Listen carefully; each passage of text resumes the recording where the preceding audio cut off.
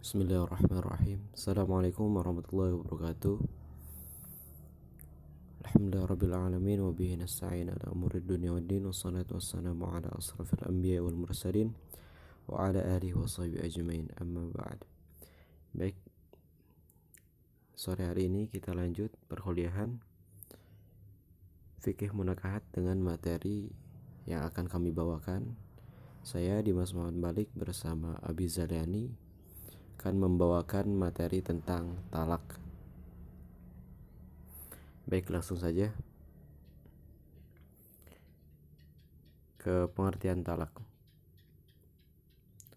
Kata at-talaq secara makna bahasa adalah isim masdar dari kata talaqo. Suatu isim masdar menyamai masdar dari sisi makna, tetapi berbeda dari segi huruf-hurufnya. Makna kata ini diambil dari kata al-itlaq yang artinya melepas. Sebab pernikahan adalah suatu ikatan atau akad. Apabila istri ditalak, maka lepaslah ikatan atau akad tersebut. Secara istilah syariat, talak adalah melepas ikatan akad nikah secara menyeluruh atau sebagiannya.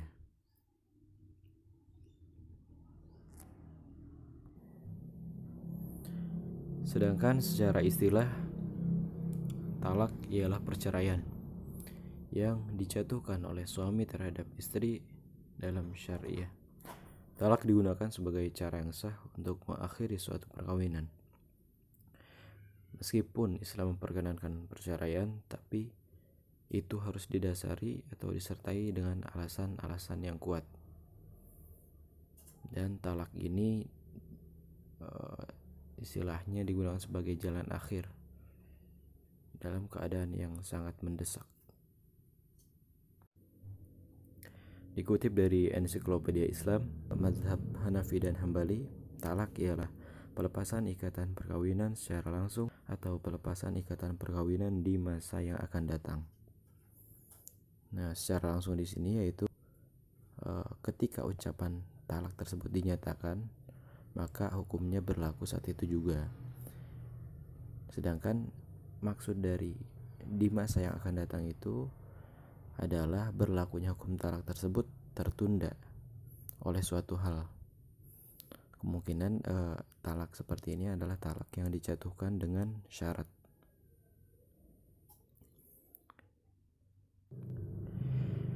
Menurut mazhab Syafi'i, talak ialah pelepasan akad nikah dengan lafal talak atau yang semakna dengan lafal itu.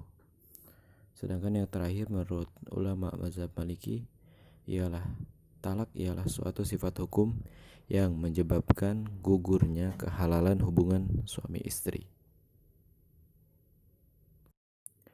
Dari beberapa definisi di atas dapat dipahami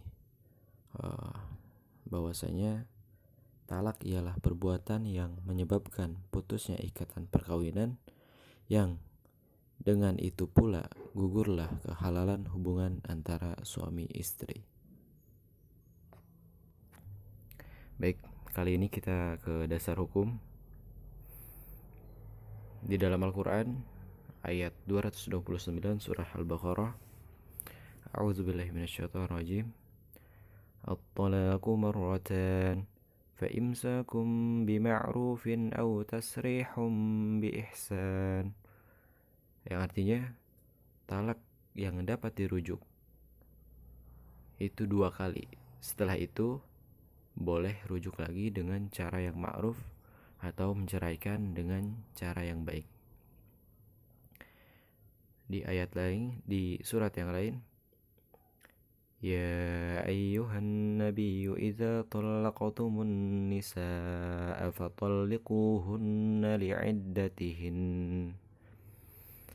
Artinya, hai Nabi, apabila kamu menceraikan istri-istrimu, maka hendaklah kamu ceraikan mereka pada waktu mereka dapat iddahnya. Di surat At-Talaq ayat 1. Baik, sumber hukum berikutnya yaitu dari hadis bahwasanya dari Abdullah bin Umar radhiyallahu an, beliau pernah mentalak istrinya dan istrinya dalam keadaan haid. Itu dilakukan di masa Nabi Shallallahu Alaihi Wasallam. Lalu Umar bin Khattab radhiyallahu an menanyakan masalah ini pada Rasulullah Shallallahu Alaihi Wasallam. Rasulullah Shallallahu Alaihi Wasallam lantas bersabda, yang artinya hendaklah ia merujuk istrinya kembali, lalu menahannya hingga istrinya suci, kemudian haid hingga ia suci kembali. Bila ia Ibnu Umar mau menceraikannya, maka ia boleh mentalaknya dalam keadaan suci sebelum ia menggaulinya. Itulah al-iddah sebagaimana yang telah diperintahkan Allah Azza wa Jalla. Hadis riwayat Bukhari Muslim.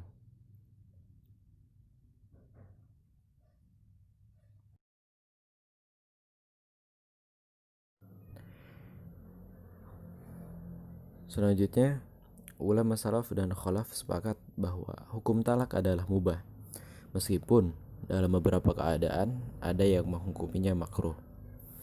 Kebolehan tersebut harus disertai dengan alasan yang dibenarkan oleh syara. Terkadang kerusakan sebuah hubungan suami istri merupakan sesuatu yang tidak bisa dihindari dan menjadikan perceraian sebagai satu-satunya cara untuk menghilangkan percekcokan atau perselisihan dalam rumah tangga, sehingga keduanya terhindar dari saling menyakiti satu sama lain.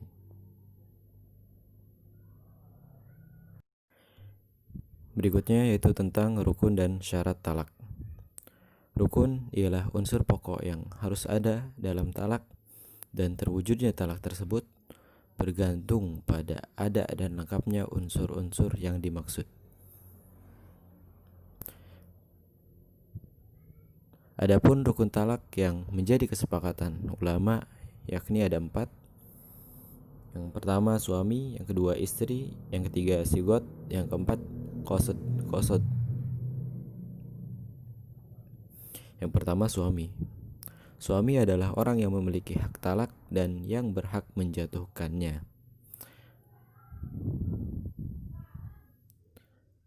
Adapun syarat sahnya talak yang melekat pada suami ada 3, yakni berakal, baligh, dan atas kemauan atau kehendak sendiri. Ketiga syarat ini memberi konsekuensi bahwasanya talak yang dijatuhkan oleh anak kecil, orang gila, dan orang yang dipaksa itu tidak sah. Yang kedua yaitu istri. Rukun yang kedua dari talak adalah istri.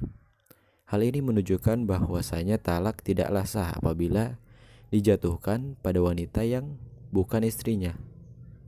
Adapun yang menjadi dalil tidak sahnya talak yang dijatuhkan kepada wanita yang bukan istrinya adalah hadis Nabi Shallallahu Alaihi Wasallam yang bersumber dari Amr bin Shu'aib, yang artinya dan tidak ada talak pada sesuatu yang tidak dimilikinya. Hadis riwayat At-Tirmizi. Yang ketiga yaitu sigot talak.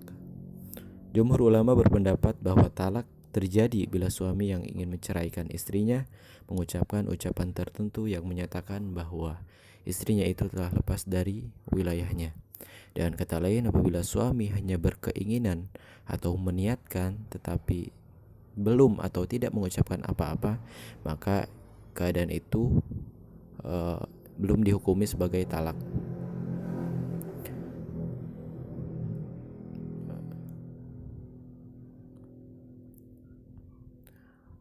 Dari hadis riwayat Bukhari dan Muslim berbunyi, sungguhnya Allah memaafkan pada umatku sesuatu yang terbetik dalam hatinya selama tidak diamalkan atau tidak diucapkan.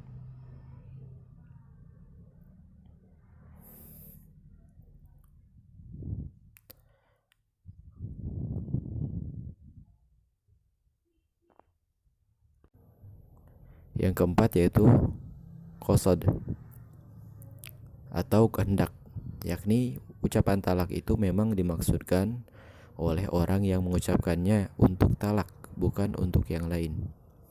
Oleh karena itu, salah ucap yang tidak dimaksudkan untuk talak dianggap tidak terjadi. Meskipun demikian, ternyata para ulama mengecualikan apabila talak itu diucapkan untuk main-main atau senda gurau. Menurut mereka, talak seperti itu tetap terjadi talak. Hal tersebut berdasarkan hadis Nabi Shallallahu Alaihi Wasallam yang berbunyi, 3 perkara yang sungguh-sungguhnya menjadi sungguh-sungguh dan senda guraunya menjadi sungguh-sungguh, yaitu nikah, talak, dan rujuk.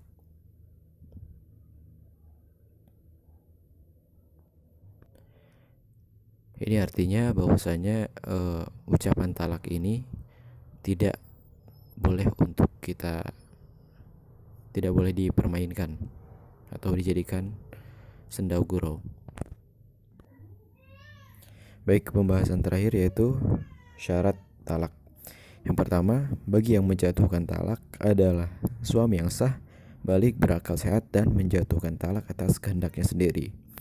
Artinya tidak sah seorang laki-laki yang menalak perempuan yang belum dinikahinya, seperti mengatakan, jika aku menikahinya, maka ia tertalak. Demikian pula anak kecil dan orang yang hilang kesadaran akalnya, seperti karena tidur, mabuk, ataupun sakit. Yang kedua, istri yang ditalak harus dalam keadaan suci dan tidak dicampuri. Lalu yang ketiga, redaksi talak yang dipergunakan bisa berupa ungkapan yang jelas, sorry, bisa juga berupa ungkapan sindiran. Ungkapan jelas di sini maksudnya yaitu tidak ada makna lain selain makna talak. Sedangkan ungkapan kinayah bisa memiliki 2 makna. Mungkin bermakna talak, mungkin juga bermakna lain. Sehingga ketika suami mengatakan ungkapan kinayah ini perlu diperjelas.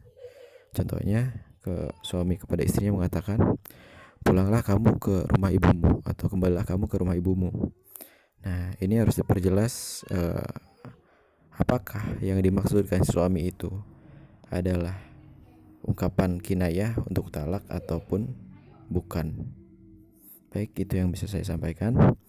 Selanjutnya akan disambung oleh Abi Zailani dengan materinya, yaitu macam dan bentuk talak, dampak talak, dan hikmah talak. Saya tutup, mohon maaf bila ada kesalahan. Billahi taufiq wal hidayah. Wassalamualaikum warahmatullahi wabarakatuh.